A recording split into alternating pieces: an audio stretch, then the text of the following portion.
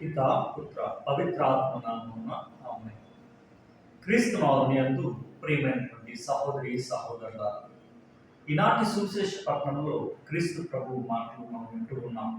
మత్తయి సువార్త 12వ అధ్యాయము 50వ వచనంలో ప్రభు పలికినటువంటి మాటలను మనం ఒకసారి జ్ఞాపకం చేసుకుందాం. ఎవరైతే పరలోకమందున్న నా తండ్రిని విశ్వసిస్తారో వారే నా తల్లి, నా సోదరి, నా సహోదరుని ప్రభువు నుడుచున్నాడు. ప్రియమైనటువంటి దేవుని బిడ్డలారా, ఎవరైతే దేవునికి దగ్గరగా ఉంటారో, తండ్రి దేవునికి దగ్గరగా ఉండి ఆయనను విశ్వసిస్తూ ఆయన మీద ఆధారపడి ఆయన మీద నమ్మకం కలిగి జీవిస్తూ ఉంటారో వారి ఎడల క్రీస్తు ప్రభు యొక్క సోదర భావాన్ని, ప్రేమతత్వాన్ని ఈరోజు మనకు చూపిస్తూ ఆయన మాట్లాడుతూ ఉన్నాడు. నా సహోదరి సహోదరులు, నా తల్లిదండ్రులు ఎవరు అంటే ఎవరైతే తండ్రి దేవుని మీద ఆధారపడి విశ్వాసంతో జీవిస్తూ ఉన్నారో వారి మాత్రమే.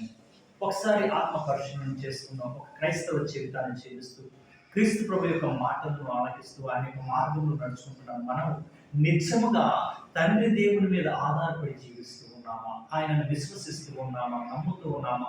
ఒకవేళ విశ్వసిస్తూ ఉన్నామా అనేటువంటి తలంపుతో జీవిస్తూ ఉన్నామా?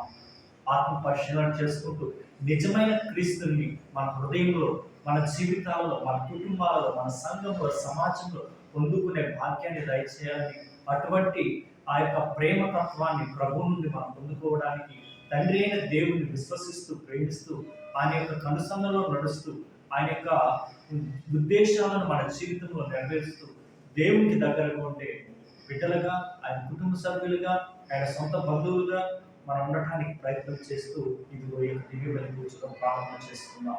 పితా పుత్ర పవిత్రాత్మ నామమున ఆమేన్.